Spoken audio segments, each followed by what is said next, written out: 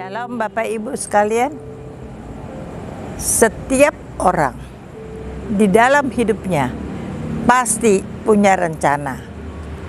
Ketika saudara dan saya merencanakan sesuatu di dalam hidup kita, rencana apapun, rencana besar, rencana kecil, maka bawalah setiap rencana kita di hadapan Tuhan. Sebab firman Tuhan katakan, rancanganku padamu. Tuhan mengetahui setiap rancangan-rancangan Tuhan pada setiap kita. Dan rancangan Tuhan pada kita adalah damai sejahtera, bukan kecelakaan. Dan hari depan yang penuh dengan harapan. Kalau itu rancangan Tuhan di dalam kehidupan kita, kenapa ketika kita merencanakan sesuatu, kita tidak bawa rencana kita di hadapan Tuhan? Bapak, Ibu, saudara-saudara sekalian, saya di dalam hidup saya, apapun yang mau saya rencanakan, saya selalu bawa di hadapan Tuhan. Lalu saya katakan kepada Tuhan, apabila menurut Tuhan rencana saya ini bagus dan berkenan di hadapan Tuhan, buat rencana itu berjalan dengan baik, Tuhan campur tangan dan turut bekerja, semuanya akan berhasil dengan baik. Apabila menurut Tuhan rencana saya itu tidak baik, maka Tuhan gagalkan rencana saya itu. Setiap rencana yang saya bawa di hadapan Tuhan, dan saya minta Tuhan yang memutuskan. Kenapa saya minta Tuhan yang memutuskan? Apakah rencana itu baik atau tidak untuk saya nggak tahu. Tetapi Tuhan tahu. Kedepannya mau jadi apa, kedepannya bagaimana, Tuhan tahu. Itu sebabnya setiap mau merencanakan segala sesuatu, saya bawa di hadapan Tuhan. Bapak, Ibu, saudara-saudara sekalian, ketika saya mau membangun sebuah rumah, dan saya bawa di hadapan Tuhan, Tuhan, aku mau bangun rumah, dan itu di atas tanah 1000 meter persegi.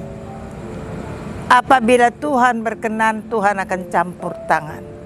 Dan padaku, aku yang kupunya hanya uang 1 juta.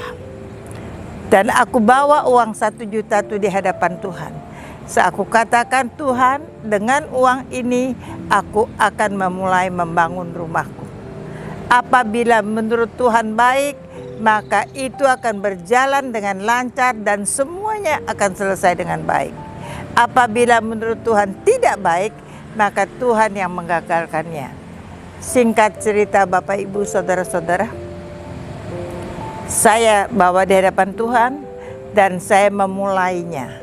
Saya minta digambarkan di atas tanah itu rumah saya begini. Dan saya akan katakan, Tuhan, biarlah rumah itu boleh menjadi berkat. Bukan hanya bagi saya dan keluarga saya, juga bagi orang lain.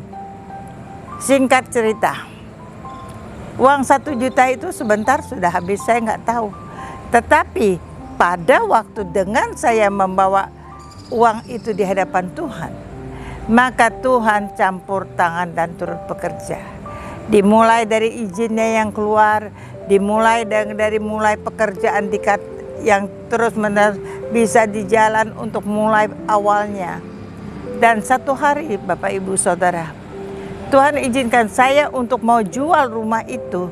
Bangun rumah saya mau jual rumah saya yang lama di Pangeran Samudera. Saya mau jual dengan ipar saya karena rumah saya bersebelahan dengan rumahnya. Ketika saya mau jual berhadapan sama dia, saya katakan, boleh nggak saya cuma jual 100 juta rupiah. Kamu bayar 10 bulan, 1 bulan 10 juta. Sehingga 10 bulan kemudian 100 juta itu lunas. Saya pikir uang itu bisa saya pakai untuk nyicil bangun rumah saya. Ipar saya katakan enggak, dia nggak mau. Dia nggak mau, ya udah. Tertati-tati ketika kalau nggak ada uangnya, saya stop dulu tukang. Tuhan itu luar biasa Bapak, Ibu, saudara-saudara. Enggak sempat terstop lama, baru saya mau stop, tapi Tuhan campur tangan dan bisa jalan lagi. Satu hari Bapak, Ibu, saudara-saudara, rumah saya yang mau saya jual dengan ipar saya itu terbakar. Itu tahun 98. Ketika itu terbakar, maka selesai itu saya saya berdoa dan Tuhan suruh saya datangi ipar saya. Katakan sama dia ipar saya punya dua pilihan. Yang pertama, dia beli punya saya atau saya beli punya dia. Dengan patokan 1 juta 1 meter persegi. Saya bilang, kalau kamu mau beli punya saya, kamu bayar sama saya nang 150 juta. Kalau kamu nggak mau beli punya saya mau beli punya kamu. Dengan harga, karena dia punya 300 meter persegi, 300 juta. Kamu pilih, kamu yang beli punya saya atau saya yang beli punya kamu. Bapak, Ibu, saudara-saudara sekalian, karena Tuhan campur tangan dan turut bekerja, maka ipar saya itu dia memilih, dia beli. Dia cuma bilang, dulu ada rumahnya ditawarkan cuma 100 juta dan bayar 10 bulan. Sekarang sudah tinggal tanahnya, ensok mau jual sama saya, itu 150 juta dan tunai. Tapi karena Tuhan campur tangan dan turut bekerja, dia bayar uang itu. Ketika saya terima uang itu, saya katakan, Tuhan, untuk apa uang ini? Tuhan suruh saya kirim ke Surabaya, kirim ke adik ipar saya. Karena dia yang menggambarkan rumah saya, bilang sama dia, beli aja kebutuhan untuk membangun rumah saya. Saya serahkan dia. Bapak, Ibu, saudara-saudara, seminggu kemudian ipar saya bilang, uangnya habis, kurang 10 juta. Kenapa? Saya bilang, beli apa aja? Dia beli semua yang dibutuhkan untuk pembangunan rumah saya yang dia gambar. Saya bilang, oke, nanti saya bayar 10 jutanya. Bapak, Ibu, saudara-saudara sekalian, enggak lama kemudian, 2 minggu, 3 minggu kemudian, maka itu krismon jadi. Dolar naik sampai dengan 15.000. Akhirnya barang yang ipar saya beli dengan 160 juta itu harganya menjadi 1 M lebih. Tuhan itu luar biasa. Dan saya tetap bisa jalankan pembangunan karena semua barang itu garis besarnya ada. Tuhan campur tangan dan turut bekerja. Kenapa? Karena rencana untuk membangun rumah ini saya bawa di hadapan Tuhan. Dan saya minta Tuhan campur tangan dan turut bekerja. Bagaimana Tuhan turut bekerja? Ada tanah saya yang ini sekarang saya berdiri, saya ambil video ini. Tanah ini dulu tanah rawa, tidak ada yang pakai. Datanglah Pro XL, dia sewa tanah saya, tanah yang tidak berguna ini. Dia sewa dan dia bangun tower, saya dapatkan uang cukup banyak. Lalu ketika saya itu ada pengusaha yang beli ruko saya. Begitu dia beli, dia bayar dengan 15 buah mobil.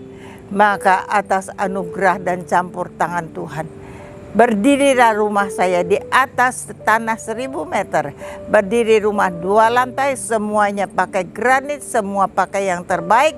Bukan karena saya, karena Tuhan campur tangan dan turut bekerja. Apabila kita membawa setiap rencana kita di hadapan Tuhan dan perkenanan Tuhan, Tuhan berkenan untuk membuat rencana itu, iya, dia campur tangan dan turut bekerja, semuanya mendatangkan kebaikan. Enggak pernah salah. Itu sebabnya Bapak, Ibu, saudara-saudara, apapun rencanamu di dalam hidup, bawa di hadapan Tuhan. Jangan mendikte Tuhan. Biarkan kehendak Tuhan yang jadi. Karena kehendak Tuhan tidak akan pernah salah. Yang mau melakukannya bersama dengan saya, katakan amin.